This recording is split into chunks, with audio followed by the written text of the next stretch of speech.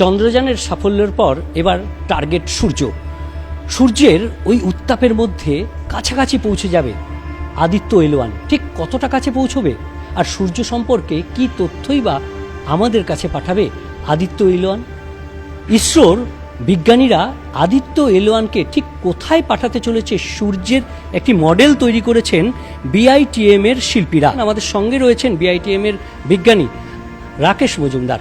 রাকেশবাবু, যদি এই সূর্যের যে মডেল, সেই মডেলকে দেখিয়ে আমরা যদি একটু বুঝে নিতে চাই যে এই আদিত্য এল1 যান ঠিক কতটা যাবে, সূর্যের সেই উত্তাপের কাছাকাছি চলে যাবে, কিভাবে যাবে? ঘটনা হচ্ছে যে আদিত্য এল1 এর লঞ্চটা কিন্তু ল্যাগ্রাঞ্জিয়ান এল1 পয়েন্ট, আর ল্যাগ্রাঞ্জিয়ান এরকম এল1, এল2, এল3, এল4, এল5 পাঁচটা গ্র্যাভিটেশনাল নিউট্রাল পয়েন্ট রয়েছে।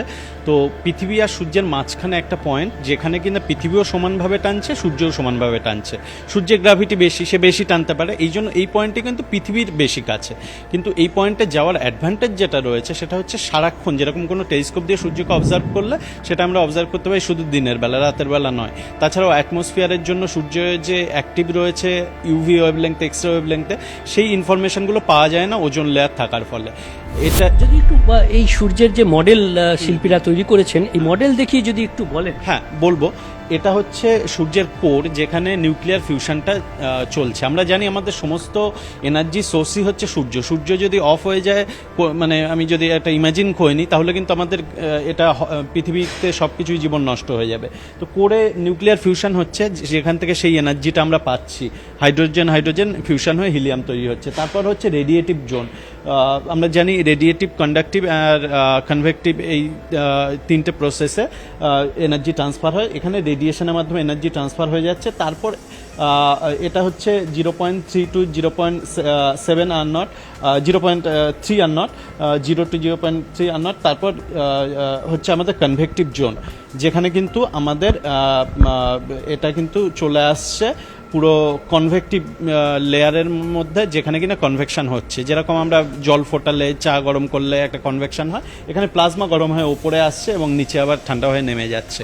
এবং তারপর দেখতে পাচ্ছি আমরা ফটোস্ফিয়ার, যেটা হচ্ছে সূর্যের সারফেস, যেটাতে আমরা খালি চোখেও সূর্যের দিকে আমরা এই সারফেসটাকেই আমরা দেখতে পারি। হ্যাঁ, এই ফটোস্ফিয়ার সারফেসটাকে দেখতে পারি। তার মধ্যে কিন্তু আমরা সূর্যের অ্যাটমসফিয়ারের একটা লেয়ারও দিয়েছি, সেটা হচ্ছে ক্রোমোস্ফিয়ার।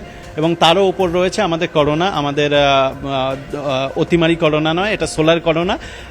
এর সাদৃশ্যের জন্যই নাম দেওয়া হয়েছিল ভাইরাসটাকে করোনা ভাইরাস। এই করোনা অর্থাৎ সূর্যের যে করোনা, তার সম্পর্কে একটা যে কথিত আছে যে সূর্যের যে তাপ, তার থেকে করোনাতে বেশি তাপ কেন? হ্যাঁ, দেখুন, সূর্যের ফটোস্ফিয়ারে টেম্পারেচার হয় 6000 ডিগ্রি কেলভিনের কাছাকাছি। তারপর ক্রোমোস্ফিয়ারে এই টেম্পারেচার বাড়তে থাকে। তারপর ক্রোমোস্ফিয়ার আর করোনার মধ্যে একটা ট্রানজিশন লেয়ার থাকে, সেখানে হঠাৎ করে টেম্পারেচার বেড়ে মিলিয়ন ডিগ্রি কেলভিনে পৌঁছে যায়।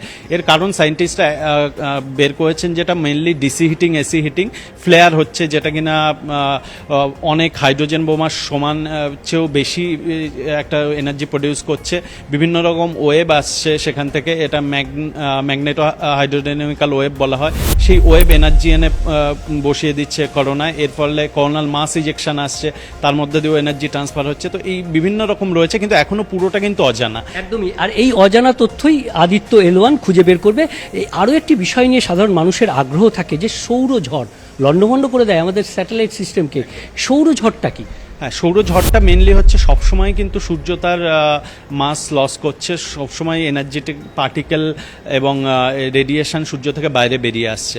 কখনো তার পরিমাণ হয় কম, কখনো হয় বেশি। যখন বেশি হয় তখন বেশি সৌরঝড়, এবং শুধু সৌরঝড়ই নয়, করোনাল মাস ইজেকশন, একটা প্লাজমার পুরো একটা লাম্প, সেটা এসে কিন্তু আর্থকে হিট করলে আর্থের স্পেস ওয়েদার সম্পর্কে, যেখানে আমাদের স্যাটেলাইটগুলো রয়েছে, সেগুলো কিন্তু ক্ষতিগ্রস্ত হওয়ার সম্ভাবনা থাকে।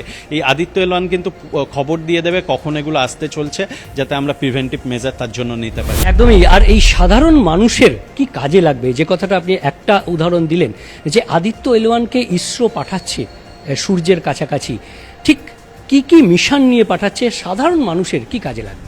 হ্যাঁ, দেখুন, একটা তো থাকে সায়েন্টিস্টদের স্টাডি করার, কেন সূর্যের, যেই আপনি প্রশ্নটা করলেন, করোনা এত গরম, এরকম বিভিন্ন সূর্যের একটা ডাইনামো প্রসেস আছে, যেটাতে প্রত্যেক 11 বছর সূর্যের উত্তরে আর দক্ষিণে যে চুম্বক ক্ষেত্র রয়েছে সেই উত্তর দক্ষিণটা দক্ষিণ উত্তর হয়ে যায়, এই ঘটনাটা ঘটে। সেটা ডাইনামো মডেল দিয়ে সায়েন্টিস্ট এক্সপ্লেন করার চেষ্টা করেন, সেটা ঠিক কি, এই সমস্ত অবজারভেশন হবে। তার সঙ্গে সঙ্গে সাধারণ মানুষের কথা যদি বলি তাহলে বলবো যেরকম আমরা আজকাল ওয়েদারের জন্য একটা ওয়েদার মডেল চালাই, দেখি আমরা বাইরে বেরোনোর সময় আজকে ঝড় বৃষ্টি হবে কি হবে না, সেরকম স্পেস ওয়েদারে কিন্তু যেরকম ইলন মাস্কের স্টারলিং স্যাটেলাইট অনেকগুলো ধ্বংস হয়ে গেছিল, কারণ সঠিকভাবে প্রেডিক্ট করা যায়নি যে সেই সময় প্রেডিকশন, সেটা ডেটাটা পাওয়া যায়নি যে সেই সময় একটা বড় সৌরঝড় বা কর্নাল মাস ইজেকশন আসতে চলেছে। তো এই ধরনের ডেটা কিন্তু দিয়ে দেবে, তার ফলে যে অন্যান্য সাধারণ মানুষের জন্য যে স্যাটেলাইটগুলো পাঠানো হয়, কমিউনিকেশন স্যাটেলাইট থেকে শুরু করে আমাদের চাষবাসের জন্য